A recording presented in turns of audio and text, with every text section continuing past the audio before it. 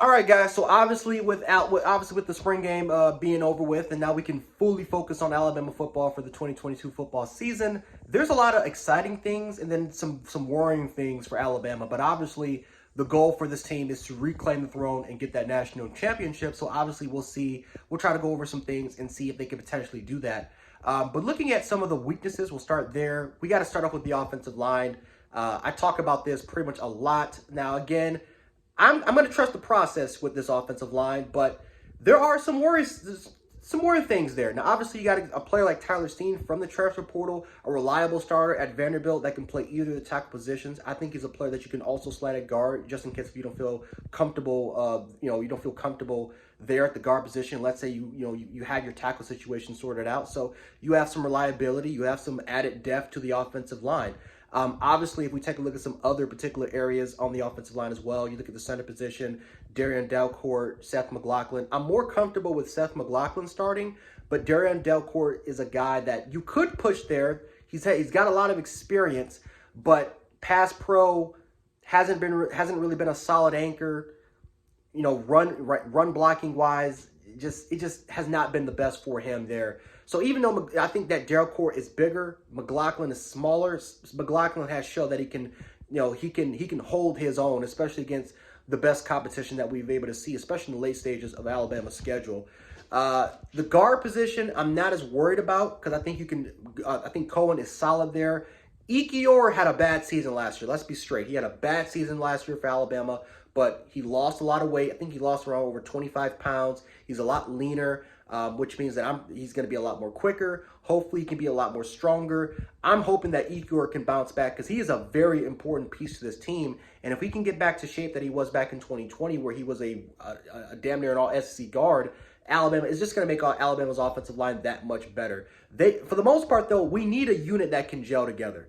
And whether if it's J.C. Latham stepping in there, whether if it's Tyler Steen stepping up in there, we need to have a solid five that can gel well together. Because the offensive, Bryce Young can't be the fourth most sacked quarterback in the country again. We just can't have that. So whether if it's Damian George, whether if it's Cohen, whether if it's the Brockermeyer twins, whether if it's whoever it is, we need the best five in there to protect our quarterback. We can't have another year with Bryce Young being pressured as many times as he was. So hopefully Eric Welford can, as our new offensive line coach, can do a much better job than what Doug Marrone was able to do, and the offensive line will be straightened out. Besides that, though, I mean, quarterback-wise, you love what you saw from Jalen Milroe during the spring as a reliable number 2 guy and potentially the future of this team.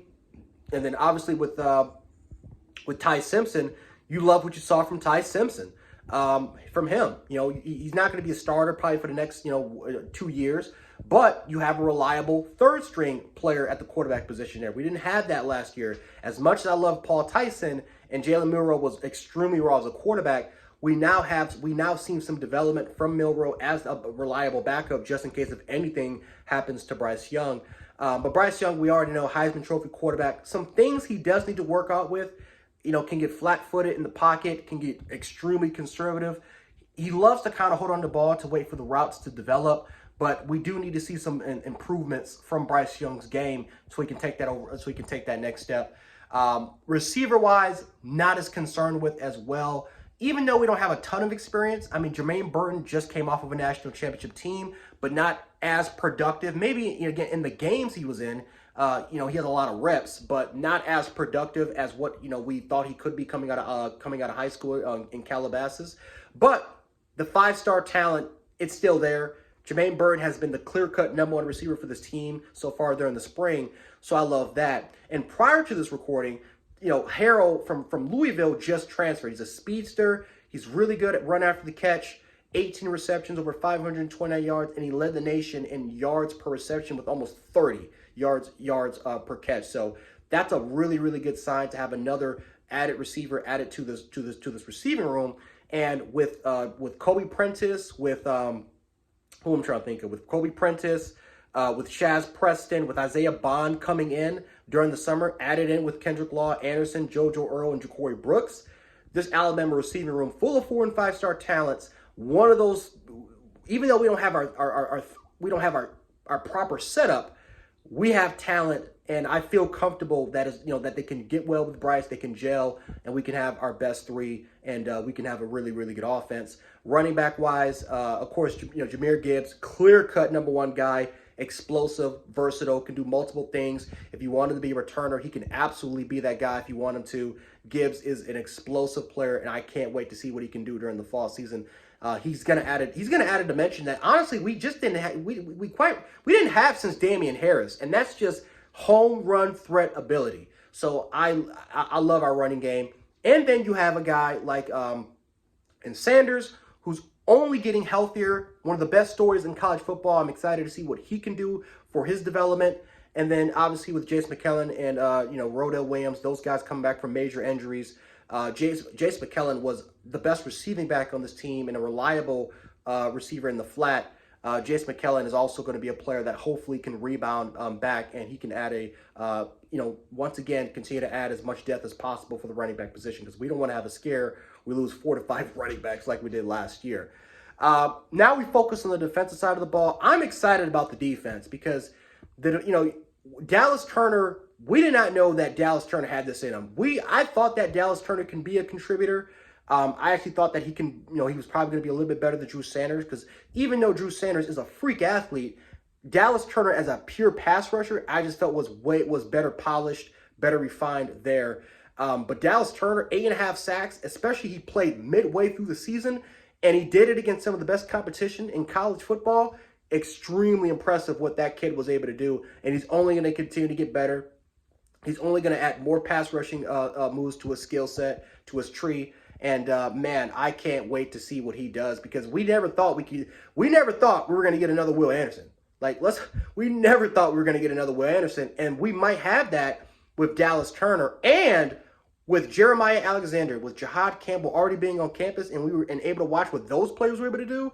Alabama's Jack and the Sam positions, man, you got to be extremely excited about those outside linebacking positions, those edge rushing positions for the Alabama Crimson Tide going into 2022.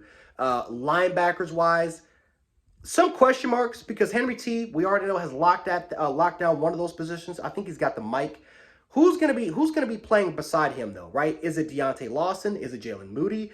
It's Sean Murphy? Who are going to be one of those players that can step up and play right beside him? I think we all can presume it's going to be Jalen Moody, but let's be honest. Last year, we thought Jalen Moody can be that guy, and then Alabama picked somebody out from the transfer portal, and we never really heard from Jalen Moody again, except for special teams, and maybe sometimes he was in the rotation.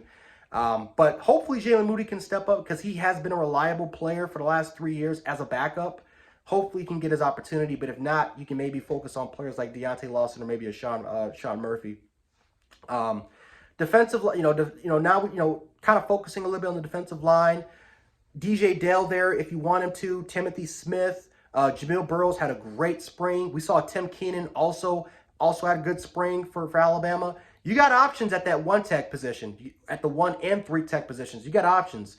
Byron Young, Justin Agbogbe will continue to be there. I think Byron Young can step up and have a productive year for Alabama, maybe being that next Darren Mathis or potentially that next Christian Barmore player, maybe. But you have a lot of options, a lot of depth at that defensive line. So a combination of experience, talent, and added depth that you can add for that defensive line, which, again, very important for what Nick Saban loves to do with this defense.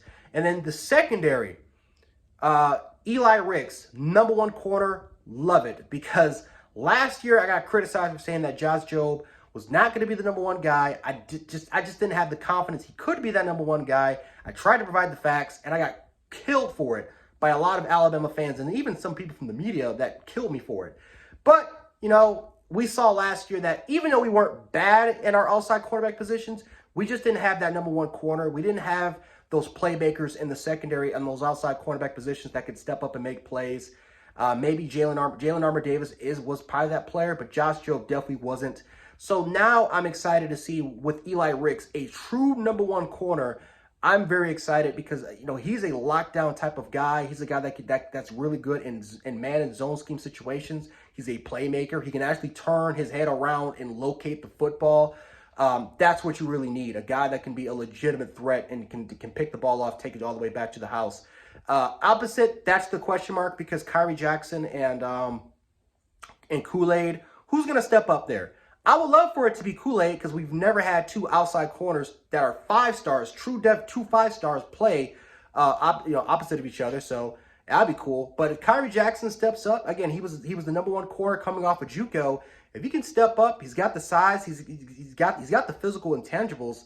He just has to put his game together. He already has a little bit of experience playing in that Cincinnati and that Georgia game after Jalen Amar Davis went down. So obviously we're gonna have to figure out. But regardless, I think Eli Ricks being the number 1 corner there is very, very huge. Very, very huge for the Alabama Crimson Tide. Safeties wise, it's a strength. Brian Branch, Jordan Battle, DeMarco Helms, and Malachi Moore, huge there, especially in that star position, which from what we've seen so far, Brian Branch could be that guy. But we all know that Malachi Moore is more than capable of playing that star position at a high level. He just wasn't really healthy. You could play him at maybe as a free safety if you kind of want him to. Maybe maybe as a strong. I'm not too sure. Whatever role you kind of want to play Malachi. He just has those playmaking instincts that makes you want him to get on the field. Now, some people are not going to like his spring performance because of the whole Christian Leary thing where Christian Leary kind of took him to town. But Malachi Moore, we all know, looking at his 2020 tape, he's a beast. And it would be a shame if he's not playing. But overall wise, Bama is, we all know, Alabama is going to be one of the best teams in the nation.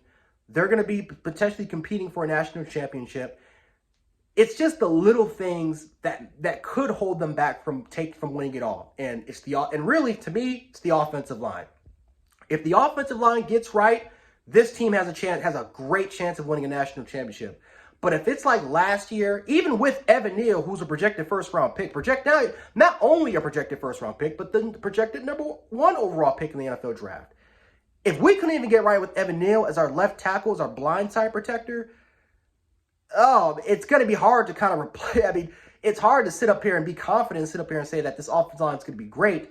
However, if we can get right, if we can get improvement, if Eric Wilford can go in there and make these guys better, Alabama has a great chance of winning a national championship. It's all about, though, putting the little pieces together in order for the Alabama Crimson Tide to do that.